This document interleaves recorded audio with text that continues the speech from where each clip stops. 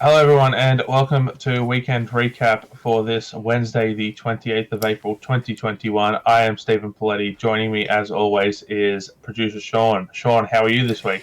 Yeah, we're gonna peek behind the curtain here, right? Every week when we count in to do that scene transition, you go five, four, three, two, and then don't say the one. This week you didn't say the two either, and immediately it threw me off. Like I'm all over the shop already, but still very excited to talk through what has been a tremendous amount of football in the last 7 days since we last spoke. And we're kind of in the middle of this mad rush of football where I think we've got like 12 games in a row with football matches happening. So fantastic to see the A-League starting to get some games back through their system and everything. And thankfully we are starting to see the A-League table and games played balance out as well, which is great. I'm just hopeful that we can kind of get some more entertaining games. We'll talk through each of them a little bit further. But it's been an up and down week, I think, in terms of the quality of football for the league. But no doubt for you, very exciting at the same time. Yes, very, very exciting with the new player signing. Well, not a new player signing, but a loan recall and a new deal for Alfie. Then you've got 4 points from six. So it's all very exciting from a Sydney FC perspective. But still a little bit of criticism I'm going to launch towards them.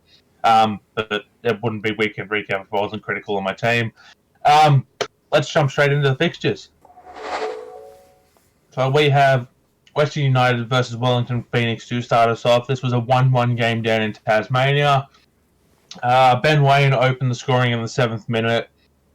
Lockie Wales hit back in the 27th minute, and then a second yellow card to Brendan Hamill late in stoppage time in the first half saw Western United go down to 10. Western United essentially parked the bus in this game until probably about the last 10 minutes when they saw that they could get a result. The Phoenix wasted a prime opportunity here for their top six hopes.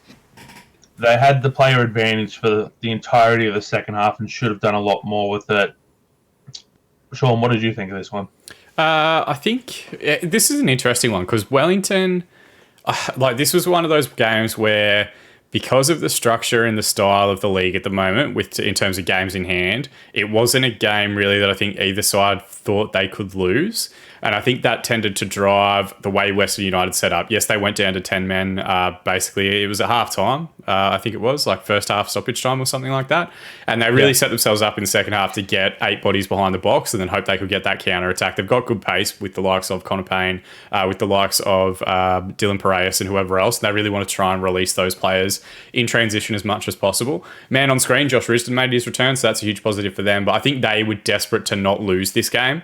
I think they were kind of looking at it as being a point gained as opposed to a point lost after the early goal conceded. Ben Waine has scored now. I'm going to get this wrong because there's another game coming up where he also scored, but 6 games straight, which is fantastic for a young player that was really, I don't think, on anybody's radar at the start of the season and is playing fantastically well and coming up with some brilliant finishes throughout the course of that run as well. So yeah, to me, this was two sides that were desperate to not lose the game, and I think they, in not wanting to lose, both lacked that courage to go and find that second goal and find that cutting edge. Yes, Western United came out a little bit later on in the game to really try and go after it after Wellington started to tire. But really, you'd think if Wellington realistically want to be more than just a top 6 side and really go on and try and make an impression in the final series, they're going to have to learn how to break down teams like Western United, who are going to get 5-6 bodies behind the ball as often as they can.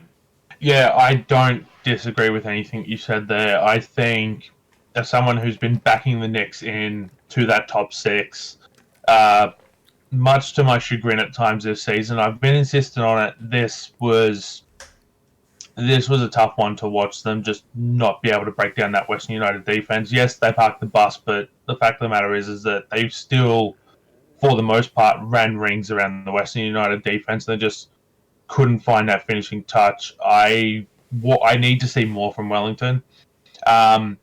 They did hit back in our, as I said, and we'll talk about that game later on, but this really should have been 6 points from 6 this week for Wellington, which would have done wonders for their finals hopes, especially with some other results going against them. So I definitely need to see more from Wellington. I know they have it in them because we've seen it at points throughout this season that they do have it in them to go on and finish teams off and get the points. And I absolutely love the way that Ufi Tale has this team set up. Apologies for that. So I need to see more from them going forward if they are still with any chance to make the top six, because they are running out of games now. Yeah, but having said that, I think of the teams outside the six at the moment, and yes, Brisbane has games in hand, yes, Perth has a whole run of home fixtures and whatever else, but I think these two are the most likely to jump into those top six places as things currently stand. I think Western United have just moved in at the expense of Western Sydney, and I think Wellington would be looking now, given another result that we'll talk about in a little bit, that they'd now be looking at saying, okay, is Macarthur... Can we catch Macarthur? Can we catch Western United? So, while, a disappointing result, both these sides have played a lot of games in the last 2 week period. I think both of them have played 3 games to date in the last kind of 10 days.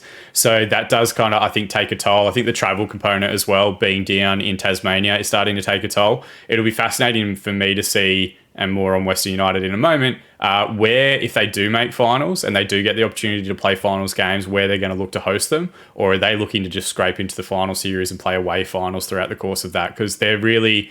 Both of these teams are operating outside of home field advantages at the moment. Wellington's is an entirely different circumstance, given that they are in Wollongong this year. And Western United, I think they're struggling to assert dominance in games. Like, this is a home game, but really it's not, because it's played in Tasmania. And you could say that about quite a few of their matches at the minute. And I think that's the challenge that both these sides are trying to overcome. How do they get that consistency in performance and turn that dominant home form that the best teams in this competition have when you don't necessarily have a home, but we've run out of time. So that's another topic for another week, I guess. Yes, it is, and we have 2 more games involving these teams to talk about to follow up on those points anyway. So let's move on to our second game. The Melbourne Victory finally pick up another victory against the hapless Western Sydney Wanderers. Ben Falami opened the scoring here in the 14th minute. Storm Rue made it 2-0 in the 28th minute. James Troisi hit back in the 31st minute, before Ben Falami hit it late in first half stoppage time to make it a 3-1 heading into the break. Dylan Ryan made it 4-1.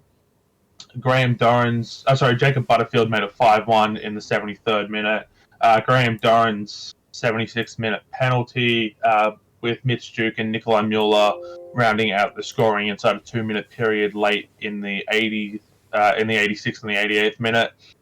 This should have been an easy 3 points for Western Sydney, and for whatever reason, they just came out and let Melbourne Victory play their game. I generally don't buy into the whole coaching change, they lead straight into a victory immediately after it happens, but it seemed like it's happened again here, and it's starting to become more of an occurrence.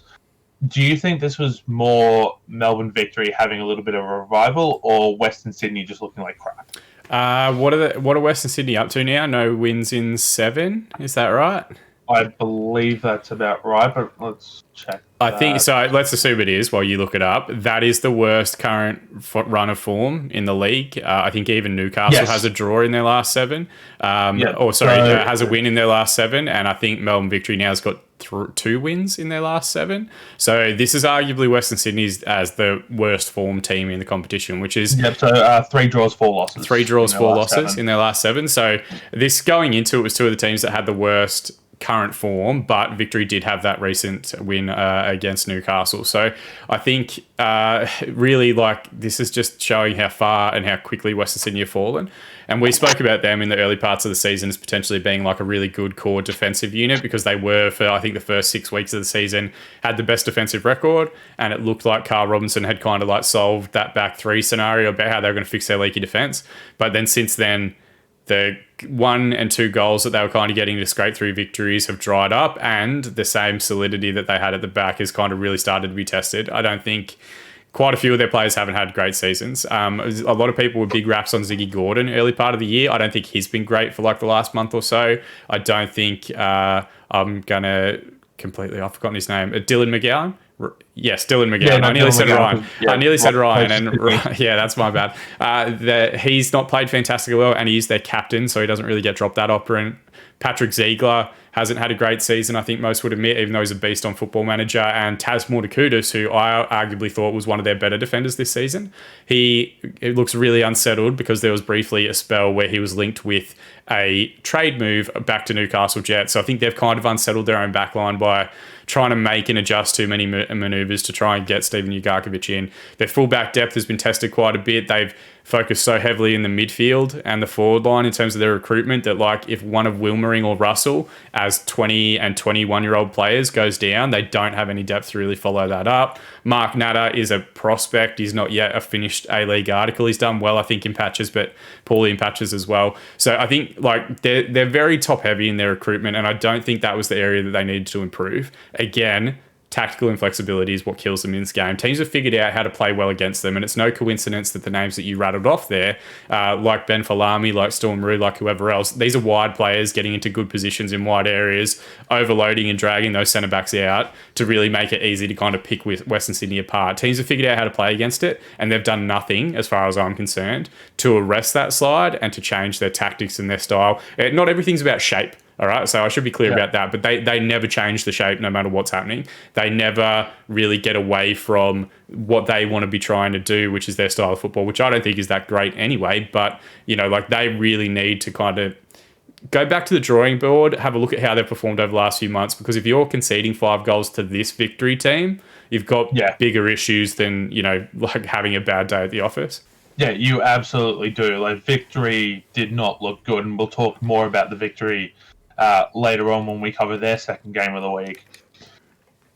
I think for the Wanderers, like, I'm prepared to write them off, to be honest. Like, we went through last week and we had a look at the ladder and we wrote a couple of teams off. I'm prepared to add the Wanderers to this list. Like, this should have been an easy 3 points. I probably would have settled for a draw on the run of the way the game was played, and they couldn't even do that. They got completely outclassed here. Words I never thought I'd be saying, but well done to the Melbourne Victory.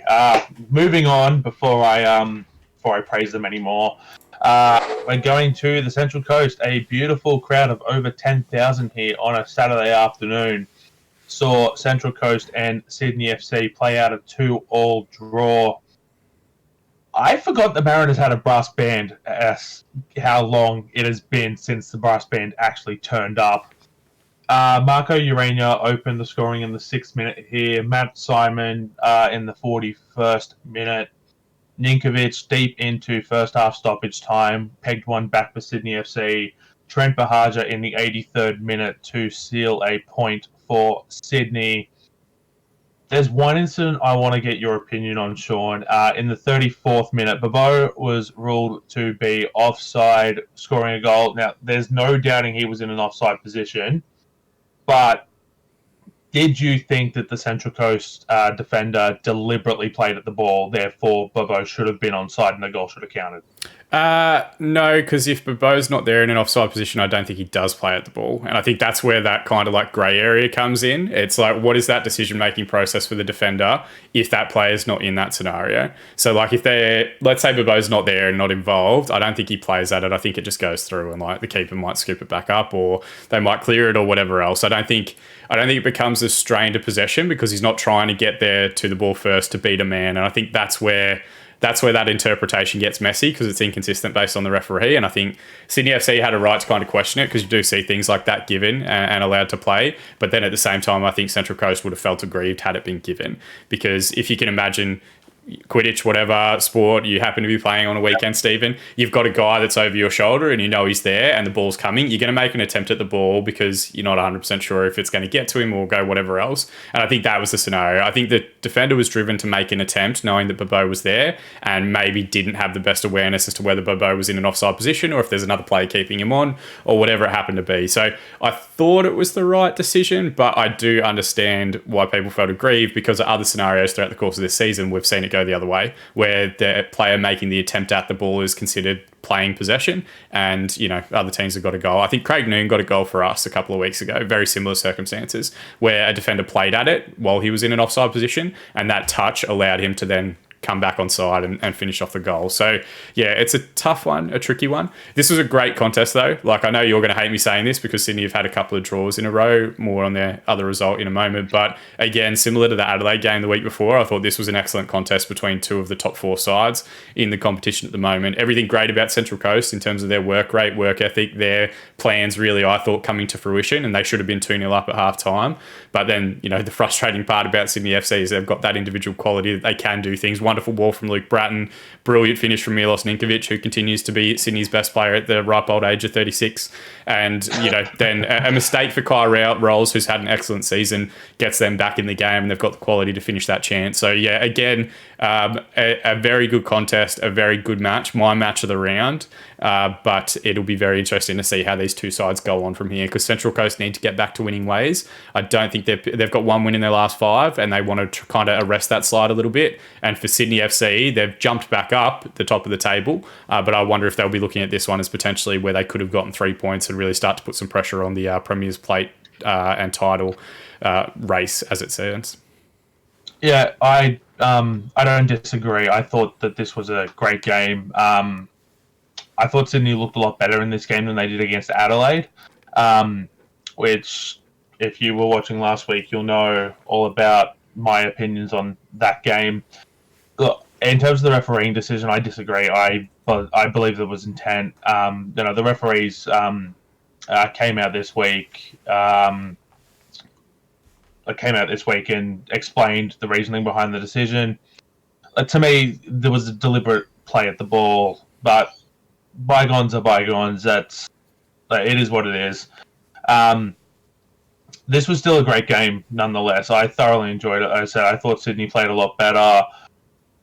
I think that this is going to give them the foundation, especially with the news of Adam Lafondra re-signing, to go on and start to make a run of it. Like, this could have been 3-2, could have been 4-2.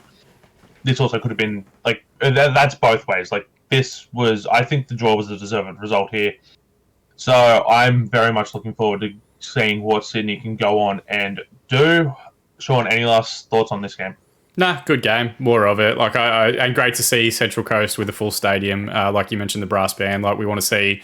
Since day one on this channel, I think the first piece of content we put out was praising Central Coast and talking about their history and getting them back to that point. So, credit not just to Stajic and the players and whoever else, but the entire Central Coast organisation for really getting the local community back around it. We hope we get more days and nights on Central Coast Stadium exactly like that one. And if, the Glazer family are listening in and wanting to expand that Man United brand, go to Tassie, don't go to Central Coast. Or go to the Gold Coast. Or the Gold Coast, there's still a coast there, so take it. Let's move on to Macarthur FC versus Melbourne City, a 1-1 draw here in Campbelltown.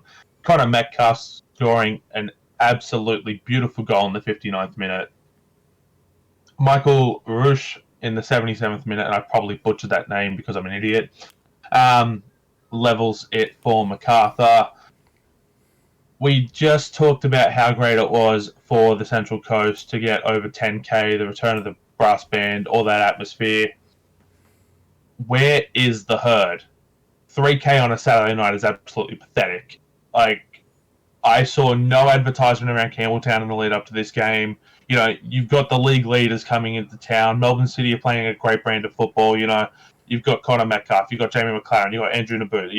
You've got Socceroos, you've got internationals, you've got, and that's just the City squad. Then you look at the Macarthur squad. They've got good players. They've got Federici. They've got Milligan. They've got Lockie Rose. For whatever reason, everyone seems to love coming to watch Lockie Rose. They're all showing up in wigs. Where was the herd? I don't know, and I hope that something gets done about this in the off season, because if you're getting 3K on a Saturday night halfway through your first season, then I'm sorry, but we might just have to start questioning whether the right decision was made to give Macarthur the license. Well, I mean, this is part of a broader conversation, and maybe we'll stop the clock and talk about it at the end, but a lot of people across soccer Twitter, and soccer Twitter is not the be-all and end-all, have started to really question, what are Western United and Macarthur bringing to the league? Because I think when you're in your first season in particular, you've really got to do something not unique. You've either got to win games to really capture hearts and minds of fans that are looking for that immediate success, or you have to play an enterprising brand of football, which is going to excite fans, which is going to get bums on seats, which is really going to, I think, develop. The challenge for these sides in particular as well is that they're moving into areas that already have clubs that have definitive, like, long-term histories in those areas. So Macarthur are competing not just for hearts and minds in Campbelltown, but they're also trying to recruit fans that perhaps are on the fence or have been casual fans of Sydney FC and Western Sydney in the past from that kind of regional area. The challenge at the moment, Western Sydney kind of suck, but like their stadium experience is the best in the division. They have the best facilities. They've got the academy. They've got everything that Melbourne Victory wishes they had, other than, you know, like their results are kind of the same at the moment. On the other side of it, Sydney FC, despite not playing that well this season, are making the big name signings that you've kind of already mentioned that we'll talk about further in our headlines. They're still somehow, despite not really being at the top of their form throughout the course of this season, now up towards the top of the table again. So for Macarthur, they really need to be going out and playing an enterprising brand of football. And in my honest opinion, and I'm not a football expert, Ante Milicic knows way more than I do, they don't play a good brand. It's not that exciting to watch. It's very like low block defensive. And the way that we spoke about Western United and Wellington being desperate not to lose that game earlier on in the round, I think Macarthur were desperate not to lose this one. And it really showed in the way that they set up with, you know, a deep defensive line and defensive midfielders not further ahead of that. Having said that, Melbourne City, I think they're starting to feel a bit of that fatigue of, you know, having a big run of games. And it's easy, I think, to pick yourself up for things like a derby when you've got 3 games in 7 days and all that sort of stuff, because it is, you know, like that kind of additional fan support and whatever else. This one was always going to be the toughest trip, I think, away on a Saturday with very little fan support because of, you know, travel and whatever requirements at the moment in the country. It was also a long weekend in Sydney, was it? On Monday? No, it's the same as Victoria. We don't have a public holiday. Ignore me then. It's a public holiday somewhere, but who knows?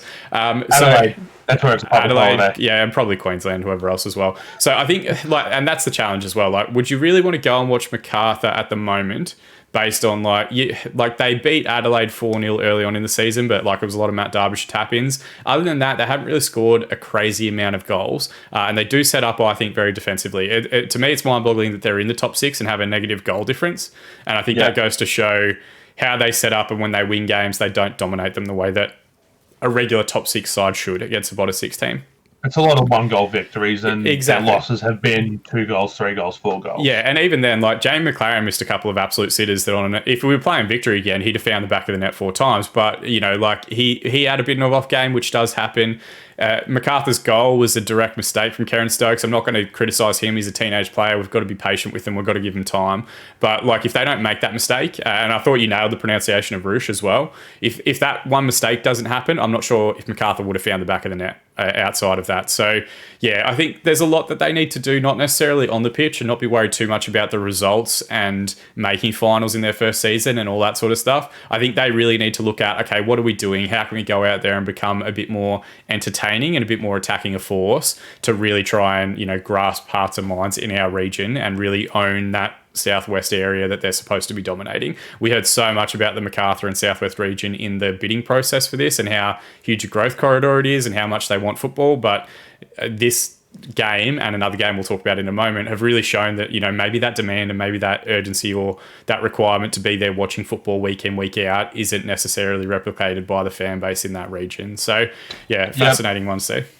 Yep, we'll talk more about that after we hit into the headlines, because that's a discussion I think that we should have. And I didn't think we were going to have that at the start, so I didn't account for it in the run sheet. But that's the beauty of this on the go. So let's move on to our next game, and we'll come back to Macarthur and Western United later.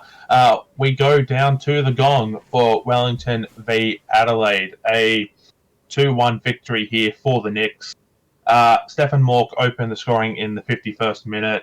Ben Waine hit back in the 58th, and Tomer Hamed hits a penalty deep into stoppage time to seal it for the Knicks with almost the last kick of the game.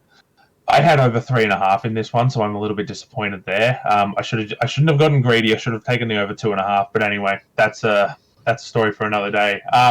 I thought this was a very competitive game. I thought that both sides should have got a point from this. But Wellington just seemed to be driving it more forward later on. Like they were pushing for the victory, as opposed to Adelaide, who seemed content to sit back in a way and almost be happy with the point. So there was a little. So full disclosure, I was here live, so I didn't see any replays of the penalty. I haven't gone back and looked at it, which is on me. So I'm going to ask you this, Sean. Should that have been a penalty? Yeah, I thought it was a pen, and I only saw it on the mini match. Full disclosure, I didn't watch the full 90 minutes, but I think judging by that mini match, and sometimes that does give you good highlights because it kind of shows the key highlights for both. I thought the result was harsh on Adelaide United, where I think they really did everything they could to earn a point. But, football can be cruel sometimes. I did think it was a penalty, and I think the right decision was made. We've seen Wellington get burnt by late offside and disallowed goals and stuff throughout the course of the season. There's a Western Sydney game where they kind of got robbed of 2 points earlier on in the year, where they've now managed to get that back in this match. This was a chance for Adelaide to go top of the division, which I think they'll look back on with a bit of regret, that they could have potentially made that jump up and been part of that leading pack. As things stand now, and we'll talk this through in the ladder in a moment, Melbourne City have a game in hand on them and a points differential as well and a superior goal difference. So they'll look at this one as being I think 2 points lost. Oh, sorry, 3 points. Hang on, 3 points lost because they lost the match. But I think even that draw they would have looked at as being 2 points lost. But there's still football to come. And this is where I think this was the more impressive result for Wellington than the Western United one, because I think they, after that draw earlier on in the week, are starting to get that desperation about them. Whereas you mentioned they really tried to push on and try and find that winner. I think they're recognising better than most other sides that they are running out of time.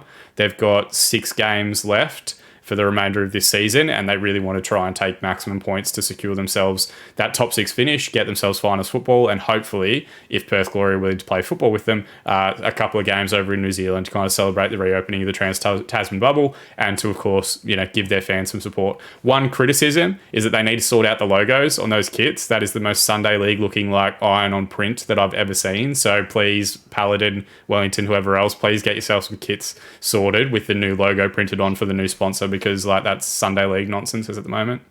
So I believe that this was a last-minute decision to wear the yellow kit, because Adelaide have the red kit. So I believe that this was a last-minute decision. Do you want to know why? Do you want to know why I don't believe that? Because they got Anzac Day printed on it. So they clearly had, I think, at some point the idea and design that they were going to wear this yellow kit with the Anzac Day stuff on it.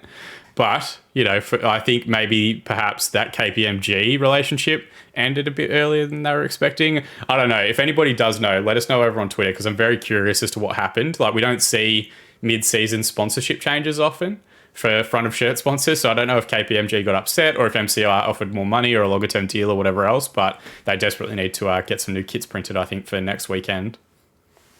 Yeah, well, I could be wrong on this. I believe KPMG is a New Zealand company, and so I think they expected games to be being played in New Zealand, and then you had the Wollongong Appreciation Kit and the local sponsor. So I think that's literally all it was. I could be wrong. Hit us up on Twitter.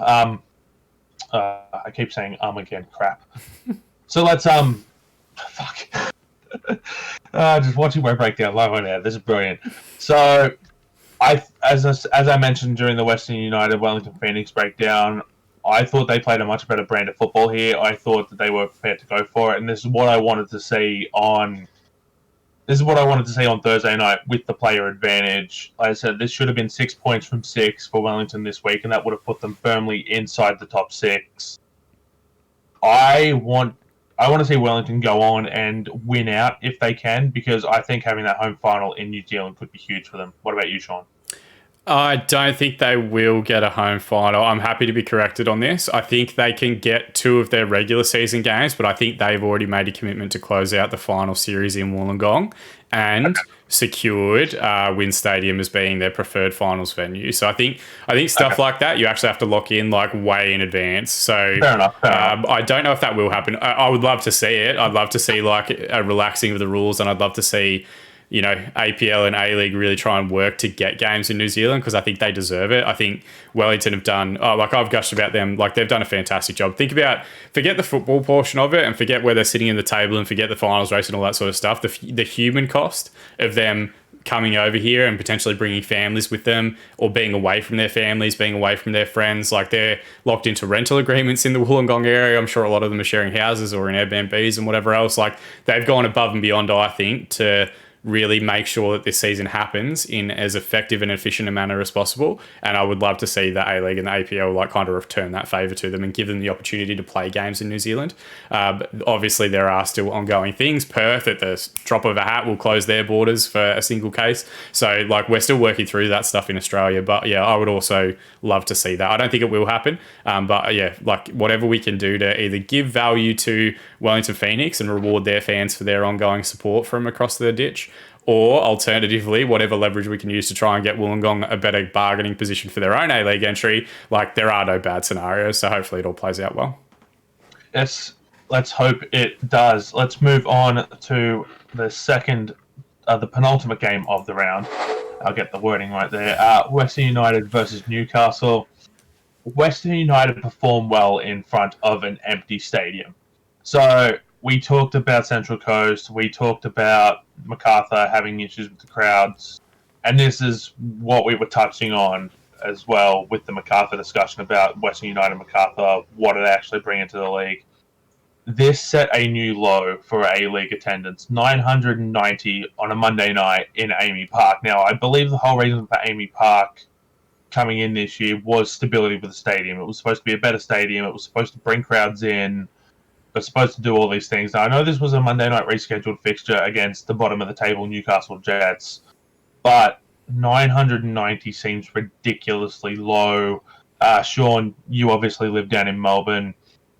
Did you see any sort of advertising for this game? Were ticket prices too high, like, to shut crowds out on a Monday night? Should they have just opened the gates and taken the hit, because that might have been a little bit better than what you get? As I said, there's not to take away from Western United's performance. An own goal to Nikolai Topol-Stanley and Dylan Pereira slotting one home in the 69th minute, the difference here. But yeah, that's a sub 1,000 crowd. Like, that's like, even North Queensland Fury got over 1,000 on the Gold Coast. Like, this sets the new A-League low, which to be honest, I never thought that sub 1,000 attendance would be hit. Like, I thought, okay, North Queensland Fury, Gold Coast, that's going to be the lowest ever, and this hit it. Yeah, look, I knew nothing about this game, and we have to work as football fans in Australia very hard to be kept up to date on fixturing and all that sort of stuff. And this is one of the challenges, I think, like, now that the game's been unbundled, and I hate that phrase, but now that the Australian professional leagues are operating the A-League, they really need to start picking up, like, how often they're getting, like, tweets out and information and all that sort of stuff. They're very good before matches, during matches, after matches, putting that stuff together, but, like, they should have been hyping up that we've got 15 odd days of football straight like that. They should have really been doing that. And I know they're working through different lockdown restrictions in Perth, and Brisbane had a lockdown a couple of weeks ago and whatever else, but that's the world and scenario that we're living in. It doesn't take that long or that much effort to really kind of like put a tweet together to say, all right, we've got a marathon of football coming up for you guys. Here's the results. Here's the results. Here's the fixtures. Here's the times. Here's whatever else. I had no idea this game was happening until kind of like Sunday, when I was like, oh, what midweek fixtures are on this week? And I was like, oh, okay, this one's on. And Western United wouldn't have been shocked by this because they see the ticket sales in advance. So I don't know why. We're not in school holidays or anything, and I guess that's a challenge. We're coming off the back of, like a long run of football, but at the same time, Western United haven't had a game in Victoria for the last 3 weeks. They've been in Tasmania, or they've been away. They really should have, if they're seeing that, they should have done like a Kids Go Free or something like that. Like I think they could have made a preemptive move, having looked at the ticket sales to see how many had sold prior to that day or that weekend, and say, okay, we're going to celebrate our return to games in Victoria. Adult tickets only, like kids can go in free. Bring as many kids as you want. We've got 20,000 seats to go with. And then they might not necessarily get the revenue directly into club from ticket sales, but at least they get fans in the stadium where they don't now have their, what's the word that I'm trying to look at? They're not going to have that reputation as having the lowest crowd ever. Like that's theirs. We're not talking about it as the lowest crowd ever. We're talking about how great it was to see 5,000 people on a Monday night in Victoria, as opposed to 990 on a Monday night in Victoria. Exactly. And I think their CEO came out and said, a couple of weeks ago we played Melbourne City and we had most of the stadium, and they didn't. They did a great job on that game, to be fair to them. Like, they had the pyro and they had the WUFC like on the actual seats themselves, and they worked a perfect little pocket and corner for their active support to really make it look full and busy and whatever else. They did a great job with that one, but it was still and I'm saying this as someone who's usually like outnumbered 9-1 with Victory fans at derbies and stuff. Like it was 7-2. Like in terms of actual City to Western United fans at their away game. And the shit part is I now get emails from Western United having bought tickets to that every week saying, hey, like here's their next game, here's whatever else. So I think they're looking at their ticket, like maybe list of fans that they've got there, not really reflecting on the away people that are buying tickets and looking at that and saying, we've got a fan base of 5,000. Well, you don't really. You've actually probably got a fan base of closer to like 2 or 3. Most of those people that are on your mailing list that are showing interest that have purchased tickets are actually opposition fans. Victory and City fans. Yeah. Exactly right. And I think that kind of gives them a bit of a false dawn and a bit of a misnomer. But huge missed opportunity. We don't try and focus on the negative too much at the reserve team. We try and like build up the positives. But yeah, like very disappointing that as great as this season has been and as good as Western United are, they are winning games, like that they can't really do that tough part, the same as Macarthur, which is capture hearts and minds in their local area. For people in the western suburbs, it's probably going to take them the best part of like 45 minutes to get into Amy Park. And then you've got to imagine like at 9:30 p.m. on a Monday night, 45 minutes back out. You've really got to do something to incentivize and motivate those supporters to make that trip on a weeknight. And yes, fixtures rescheduled, all that sort of stuff. Completely understand those challenges. But the club could have seen this coming and the club could have really avoided it. And now it's going to be a black mark and an asterisk next to the club for the rest of their history until, unfortunately, somebody else fails even worse and we get sub 800 out of fixture, which we hope never happens. Yeah, no, we definitely don't want that to happen. We don't focus on the negatives here at all. I don't know what you're talking about. I did have a question for you because you did say something there. Okay, so we're talking. So we were talking about the fixtures. Say they do a little bit more advertisement for this. Now, as I said, you live in Melbourne. If they say offer half price adult tickets and kids go free with the purchase of an adult ticket on a Monday night. Now, I know you don't have kids, but if they offer half price tickets 2 days in advance, do you maybe go to this game for an entertaining 90 minutes of football, or do you still stay home? I don't, because it's Western United. But if City did it, I'd go. And look, and to be honest, like I think you'd get a lot of people that would go and say, okay, we've got free tickets or whatever else, or call, like Western United have partnerships with a variety of different clubs in the western suburbs. Like they were very quick about trying to like kind of imprint that. If they had called those clubs and said, if you guys bring your teams down, they can all come in for free, they'd have gotten like 200 kids from Werribee, 200 kids from Hoppers Crossing, 200 kids from wherever in Tarnee. Like they could have reached out to local clubs knowing that. Like this is not a fixture that was rescheduled late and only had like a 2-day ticket sale window. Like tickets were up and available for purchase for 2 weeks prior. So like I think they knew going into this match that they were likely looking at a record low crowd and they could have done something about it. And that's when your administration really fails you and lets you down, when they don't look at how things are tracking, how many tickets they've sold and what their anticipated cost and anticipated attendance is going to be, and try and correct that. Like I think they could have on Friday night, knowing Monday was coming, said, you know what, if you guys want to come and bring kids go free. Like, and they just enter a code at checkout or buy tickets at the door. When we went to the game between Western United and Melbourne City, about 10 minutes before kickoff, they hadn't figured out the ticketing yet, so no one had received their text message with their ticket link, so they just opened up the gates and everyone just walked in. And I don't know what they actually got as an attendance. I'd already purchased tickets, so they'd already got my cash, and I'm sure a lot of the other people had as well, because Amy Park as a venue has been doing like pre-purchase tickets only, no box office sales. So I'm sure they got most of their cash for it, but they have set a precedent now, albeit via a Ticketmaster failure, I think, where they can open up those doors and they can just let people in and go from there. So yeah, a massive disappointment. And I think a lot of Western United fans that are working very hard to try and build and cultivate the club will be very disappointed that, you know, the club hasn't matched them and the club hasn't really done the right things to try and help grow in that fan base and that engagement. They're probably too focused on Tasmania, you know. There's got to get that Tasmanian crowd in. But where the hell's Tasmania? West of New Zealand? Please. Anyway, let's move on to our last game of the round. Speaking of not focusing on the negative, Sydney FC versus Melbourne Victory. This was a cagey 1-0 victory for Sydney FC, and I use the term cagey loosely. Bobo heads it home in the 6th minute. Nice little tap-in header there for Bobo. The Sydney FC managed to make Victory look good in this game. You know, I thought Victory looked better here than they did against the Wanderers, and despite the fact the goals didn't come up for either side. Now, Matt Acton played his heart out in goal, but the fact of the matter is that I still think Sydney has a bit of a finishing issue. Now, don't get me wrong, 3 points is 3 points. Move on to the derby this week, and I'm happy for it from that perspective. But I think that once our Adam Lafondra comes back into the side, Sydney have to do some serious tinkering with the lineup and work out what combinations are actually going to work well together. You mentioned it earlier this week, Shaun, on Twitter, that Sydney FC's lineup, if everyone's fully fit based on the way you expect Corica to line them up, everyone's basically north of 30 here. So what do Sydney do going forward? Do they play everyone north of 30 for the rest of the season? Do they try to keep mixing the youth in? Like, how do they solve this problem of only grinding out a 1-0 victory against their rivals when this should have been 4 or 5? Look, so to close off the game portion first, because I think we can summarise very quickly. I think don't let this confuse you. I don't know if I live in an alternative reality or if this is just my inherent bias relating to Melbourne Victory. I didn't think they looked that great. Like, I think they didn't lose by 7, and that is a big marker for how far they've fallen.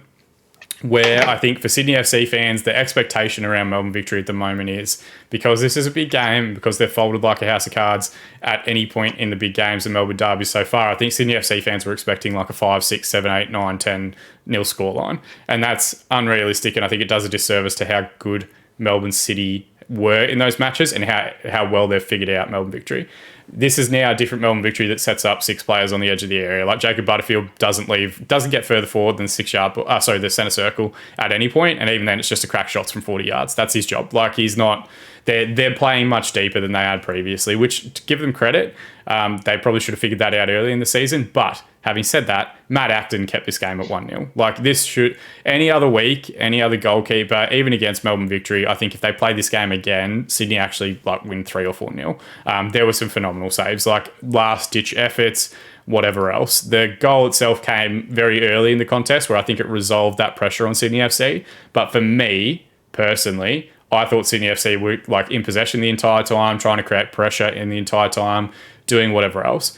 The comparison that I pointed out on Twitter is that they could do a team where everyone in the starting 11 is over the age of 30 and the average age is 34. And it's a pretty close lineup to kind of what they do. Maybe Caceres, Bumyahan don't really kind of start in that lineup. Maybe Michael Zulo's career's kind of done and Joel King's going to play every single week. But they can actually get a squad there that is over 30. And I think when you look at your premiership window, you're not going to get players like Ninkovic who can go to 36.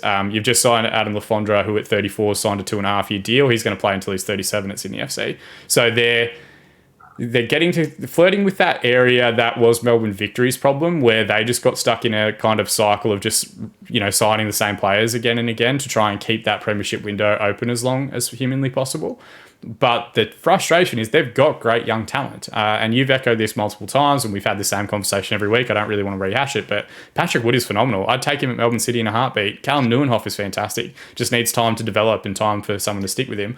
The validation is that Sydney FC have just gone into second spot. So they're not going to change anything. It's not going to go that direction. They're happy with what they're doing. They're moving back up the table. It is still a quality side and a quality lineup. I just don't know if it's a future-proof lineup. It wouldn't shock me if City can find a way to get through to the Premier's plate, and then international call-ups, which we'll talk about more in a little bit. Sydney FC are the side that really go through and destroy everybody in the finals because they've got that experience, they've got that winning mentality. I think they're doing enough at the moment to just keep their heads above water in terms of that chasing pack, get themselves up into second spot. I think they'll be thrilled if they can get themselves back into that Premier's plate picture and really get back to top spot. But for me, they are, I think, looming as the most dangerous side because they haven't hit top gear yet. And because you don't want your teams hitting top gear in the 18th and 19th games of the season, you want them hitting that top gear in round 26, first week of finals, semi-final, grand final. That's what you want. And I think they're on track to do that. Yep, they haven't hit top gear yet. They're probably going to lose Ryan Grant to Socceroos, but Harry van der Sar comes in. This is something I didn't touch on with the Central Coast game, was Harry van der Sar did not look out of place in that lineup. He filled in perfectly to Ryan Grant's role. So I think that, with the return of Lafondra, Grant coming in, Van der Sar replacing Grant, I see a lot of good things coming from Sydney FC, and they'll just decimate weakened teams hampered by international call-ups. But we've still got to see which players exactly are getting called up. Like if they lose Redmayne to the Socceroos for a call up, then that like you've got Pavlicic coming in. I don't know what happened to Tom Hewitt-Bell in this game. It wasn't on the bench. Maybe an injury or something. I didn't quite pick up on that, but Tom Hewitt-Bell will probably go off to the Olyroos. So you're looking at Sydney FC, who'll be running Adam Pavlicic as their first line keeper, if that's the case, if Redmayne does get the call up, which Pavlicic didn't look out of place in the Asian Champions League, but I don't know if you want to put all your faith in a 22-year-old. Sorry, not even 22, like in early 20s. If Redmayne gets called up to the Socceroos, like there is like our game is fundamentally flawed. He's not.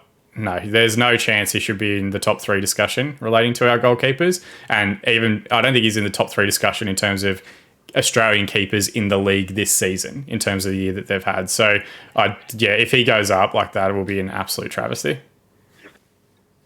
Yeah, I don't disagree with you there. Let's move on to the ladder. So, with Victory getting that win against the Wanderers, they jump up into 11th spot over Newcastle Jets. 13 points, bottom of the ladder for Newcastle. 14 points, 11th spot for Melbourne Victory. 18 points, Perth Glory in 10th. We wrote all those teams off last week. I'm prepared to... I don't think anything's changed here. Yes, Perth Glory didn't play this week, but they're still 5 points back of Brisbane Roar now. Yes, they have games in hand, but as we saw with Perth earlier this season, games in hand only count if you get results in them, and I don't think they're capable of doing that. Brisbane Roar, 9th spot, 23 points. Western Sydney, 8th spot, 25 points. Wellington Phoenix also on 25 points, in 7th spot, the +3 goal differential over the Wanderers. As I said earlier on, I'm prepared to write the Wanderers off here. I'm not doing the same with Brisbane yet because they still have games in hand over the Wanderers and over the Phoenix.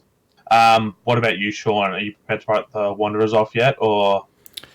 Not yet. So Newcastle are done, Victory are done, Perth are done. I haven't seen enough from Perth, and -6 goal difference kind of shows that they haven't figured out how to defend yet and how to set themselves up in anything other than that 4-2-4. I'm close to Western Sydney. I think if Western Sydney don't pick up a win next time out and they go 8 games without a win, then they're done. Like there's no... I don't have faith in the depth of their squad to have any kind of revolutionary change that is going to fix it for them. And the other part as well is I've seen a growing part of Wanderers Twitter kind of calling for Carl Robinson to be reviewed and trying to figure out exactly what's going on. And they're mad at John Satsimas or I butchered that name pronunciation, but whatever, we'll barrel past it. Satsminas or something? I can't remember. I've already forgotten.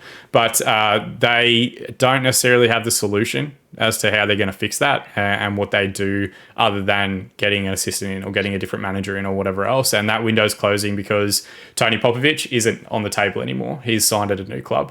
So, more pressure, I think, is going to come, but I think they need to see out this journey. I think they need to at least get Robinson to the end of the season. I don't think pulling the trigger too early and sacking a coach is best for their long-term strategy. And it'll be interesting to me to look at the Western Sydney squad at the end of the year and see who's actually contracted for next season and what sort of turnover we might get. If they're having this same squad next year, plus Steven Ugarkovic, it's not going to be that great for them. But if they've got a bit of wiggle room, players off contract, players that they're not looking to retain next season, then yes, I think they can actually kind of mix it up a little bit and still be a decent squad. Brisbane will be the fascinating one to watch. Their next 2 games come in their next 3 games come in the next 7 days. So I believe if they get wins in that one, they come back in the conversation. If they don't, and they start losing that we keep calling it advantage games in hand, but games in hand doesn't necessarily mean wins in hand. If they don't pick up points, then we can maybe potentially start putting a pencil line through them as well. Because I think Wellington and Western United, for me, are the most likely. And I think Macarthur at the same time needs to start picking up some points as well if they want to keep hold of that 5th position. For me, at the moment, I think the Woo and the Knicks both move up. And I think Macarthur drops back down. But we will see. I said a couple of weeks ago that the top 6 wasn't going to move, and I'm already backtracking on that. So who knows how I feel about it in a week's time. Yep, so tune in next week to see what teams we're writing off. Moving into the top 6 now, Western United, 27 points. Macarthur, 28 points. Adelaide United, 30 points. You think Macarthur might drop out. I am of the same ilk there. So top three, Central Coast and Sydney FC tied on 31 points. Sydney FC just ahead with a +1 goal differential. And Melbourne City on top, 32 points with a +20 goal differential. They really took advantage of the victory in those games, didn't they? So that is your ladder for this week. The one that fascinates me the most, and we did touch on it a little bit earlier, is Sydney FC in second place, because they have not played well this season. They've picked up grimy wins. They've picked up, they've just been picking up points here and there. And if you look back at a couple of those results, like if they had Le Fondre earlier this season, and we'll be talking about that in detail in a second, like I wouldn't surprise me if Sydney FC is 9 points clear at the top, to be perfectly honest. No, because I think there's still games in hand. So I think they've done great to get to that second spot, but I do think I've seen encouraging signs out of Central Coast that they are starting to arrest a bit of their side. I thought they were good against Sydney FC. I thought they were good the week before and perhaps a little bit unfortunate. I think Adelaide, once they can kind of get back off this road stand and back to Coopers, like they'll be good. The other one to keep an eye on as well, Western United have only played 17 matches. So if they win those 2 games and get to 19 points, they can actually go above Sydney as well. So it's still incredibly tight in terms of games in hand and whatever else. The big one, and selfishly, like this is my own fan perspective, Melbourne City being top with those 2 games in hand, that's huge. That's massive. They've got a huge game this weekend against, this Thursday night against Newcastle, and then they've got midweek next week, away trip to Perth. So if they get 6 points out of those games, I think they start to level out a bit with the other teams around them, and potentially we start looking at a couple of game advantage, which hasn't really happened at any point. No one's gotten that far away. I think Central Coast at a brief period had a 6-point advantage, but it was games in hand.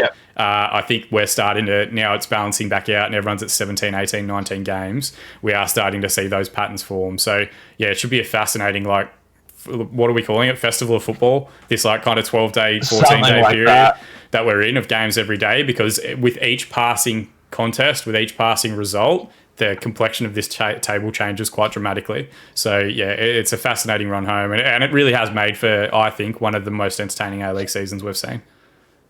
Yes, I completely agree. There was a lot of conjecture going into the start of the season. How good is it going to be? There was the player exodus to India and to Greater Asia and everywhere else, and now the youth come through.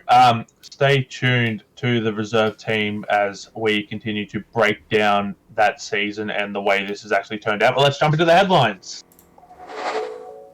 We've teased it enough already. Adam Le Fondre is back for the Sky Blues. His lone stint in India has come to the end. A successful season with Mumbai City. He mentioned this on the Grandstand Football podcast that he wanted to return to Manchester for a little bit, see his family, spend some time with his kids, which is why he didn't come back immediately to Sydney FC following the conclusion of the Indian Super League season. He signs a new 2.5-year deal, so that you said it, that'll keep him in Sydney until he's 37 years old.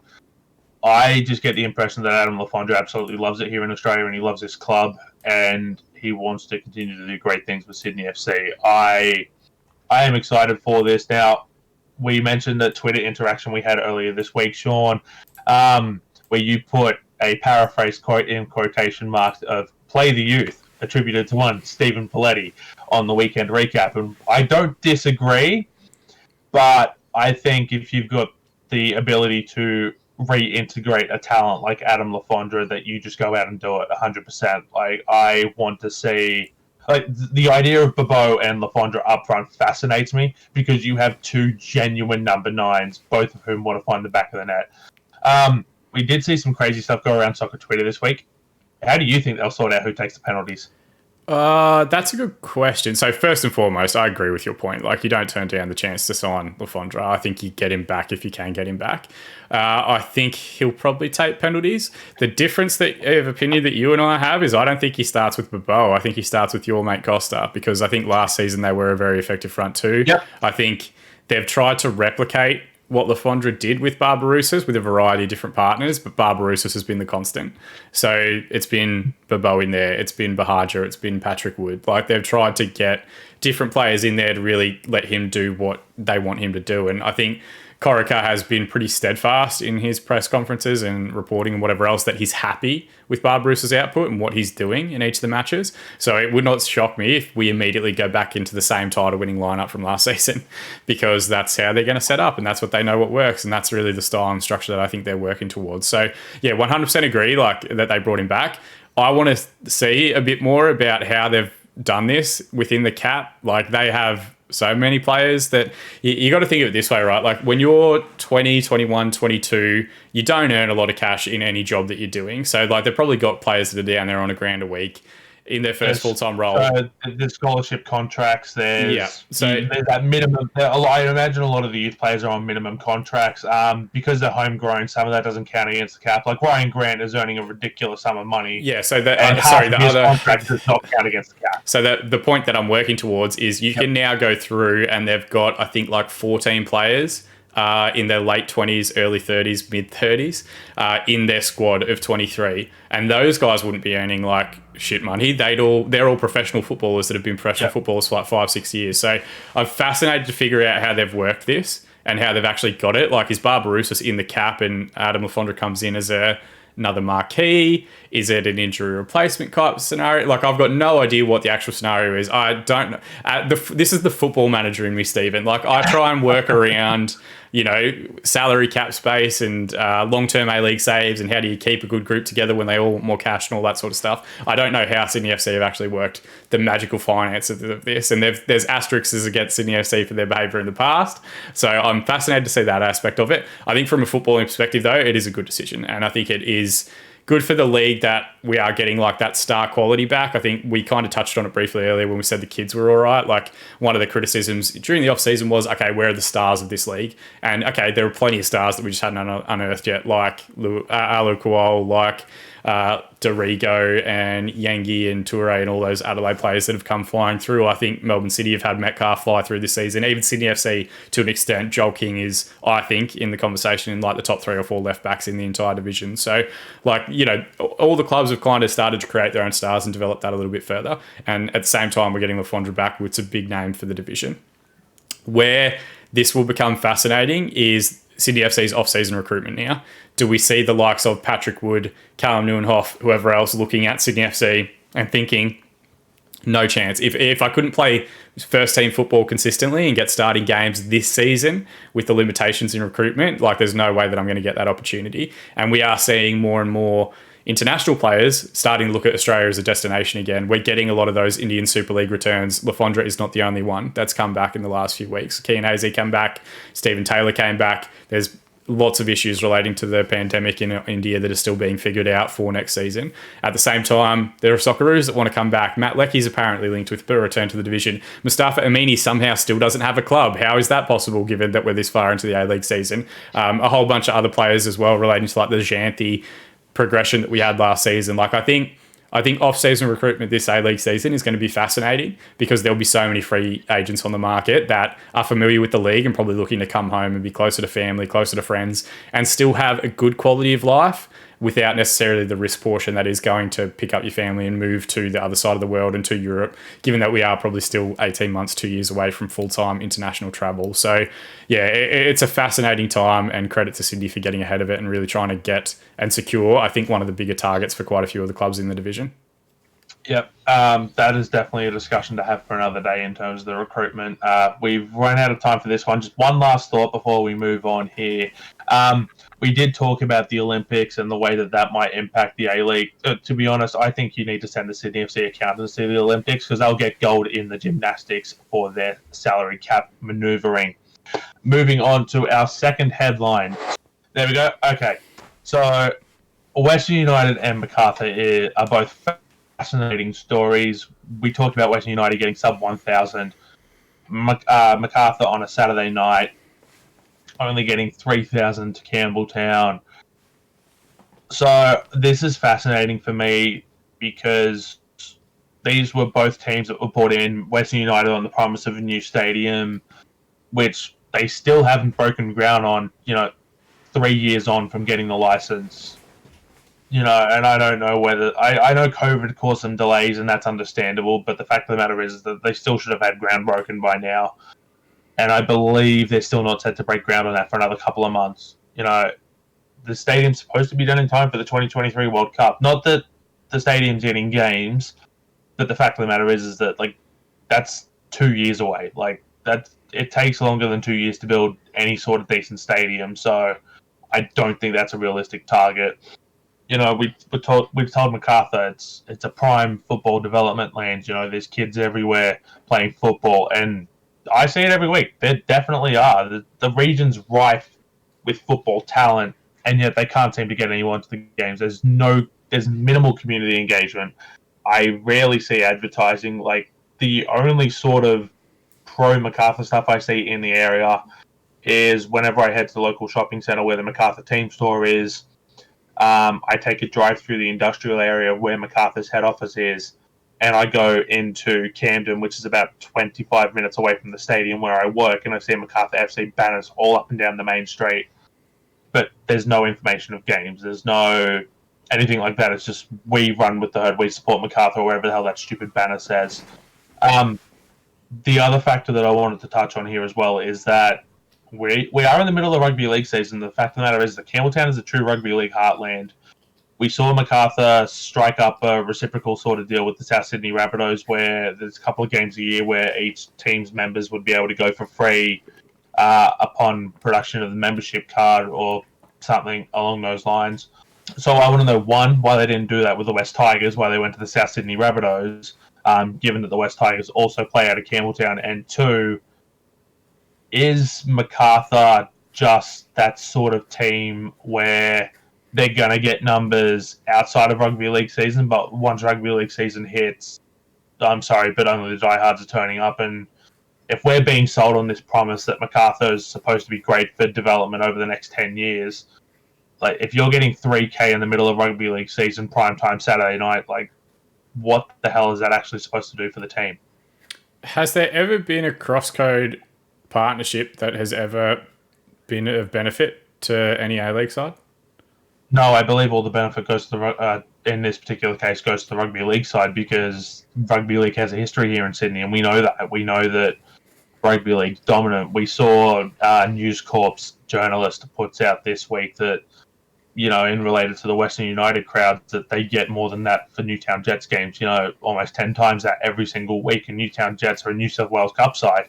Yes, they have a long history in rugby league, but the fact of the matter is that they're a second-tier side now, not like they were in the heyday of Tommy Raudonikis, and they can still get 8,000 every week. So that's, I don't know. It seems to me like it was a deal that was put together very hastily, and I can imagine there was a little bit of financial incentive for Macarthur to go ahead with it. Otherwise, they probably wouldn't have. Yeah, this is the thing. We are the most participated sport in the country. We have the best junior participation rates of any sport, in the last 25 years. There are more kids and larger percentages of kids playing football locally.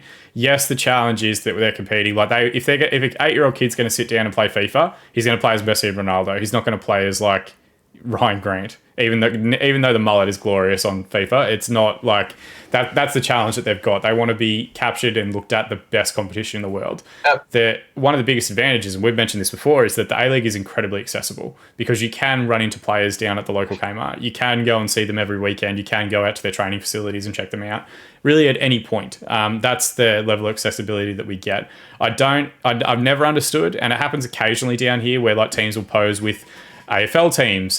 Western United did it when they played their game at EJ Whitten Oval, which is the Western Bulldogs home ground, or their training facility. It benefited nobody other than they got a photo to go in the Herald Sun. That was it. There was no why have we got a World Cup player like Alessandro Diamanti, who's played at the Champions League level, trying to kick a share in football. It never makes any sense to me why we do that. Never makes any sense why we do the same thing with rugby league. The rugby league audience is there to watch rugby league. I don't think there's that much crossover appeal between football. But if they were to focus on more partnerships with Macarthur Rams and trying to get some of their games as curtain raisers, their NPL fixtures as curtain raisers, or Northbridge, who are nowhere near Macarthur, that weird relationship is still going, but are they ever going to get a Northbridge game as like a 3 p.m. kickoff ahead, or, a 4 p.m. kickoff and then an hour gap before the Macarthur game starts? Like, they could try and get into that local football community for that region by trying to engage the football community, not worrying about fans that we don't have in rugby league sections or that we don't have in AFL circles or whatever else. Back to the TV rights deal, just briefly, if we end up with Stan Sport, are we going to see a whole bunch of different collections of rugby union teams like collaborating with A-League teams? Because we don't really need that. It would only be for the benefit of Stan, and if they're going to give us cash, great, send that money our way. But like, there is no cross benefit. Like, I don't know that many people, and admittedly I'm looking at it from Melbourne perspective, maybe it is different in Sydney and you can let us know about that portion, but there isn't an overlap of people that are diehard AFL and then also diehard A-League. Usually they're picked one or the other, and you've only got X amount of time to spend in a particular week watching games, whatever else, and the older you get, the more time poor you become. So like, I think people really want to kind of pick a club, have that be their club, have that resonate with them, and then be impacted by that. It's really, I think, an indulgence to expect people around, like fans of sport in general, to be able to pick a different club from every individual code and get the same level of support, commitment, and membership funding that you would get anywhere else in the world. This doesn't happen. Like, Europe doesn't compete between 5 or 6 different global media markets.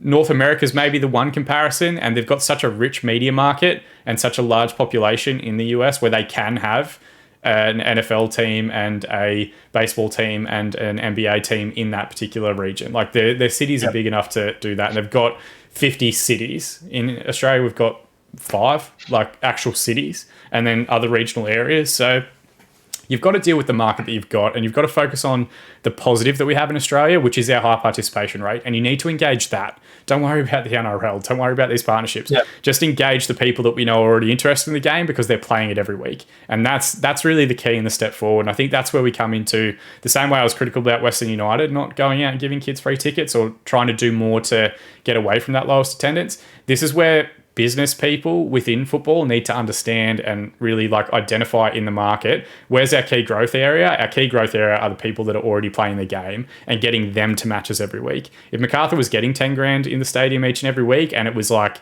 5,000 juniors from teams in and around that Macarthur Campbelltown region, that would be a huge success for them. I think they would look at that as being successful for a year one season, but instead they're looking at all the wrong things, which are, what are other teams doing? What is NRL doing? How is Newtown getting 10,000 people to their matches at a lower than elite level? That's not really, you're not going to get those same 10,000 people to come to a Macarthur game. It's just not realistic. No. What I will say, I have seen a bit on Twitter in the last couple of weeks about what value are Macarthur and Western United adding. And I agree with that. Like, I understand the criticism, but they're in the league now. And what the league desperately doesn't need is more failed like clubs and more Wikipedia links that just show a logo from like New Zealand Knights, Gold Coast, Townsville era. Now that they're there, we need to find ways and solutions and support networks on how to make those clubs work. And we want to see Wellington and Canberra added to the division as additional clubs. I want to see Tasmania added as an additional club.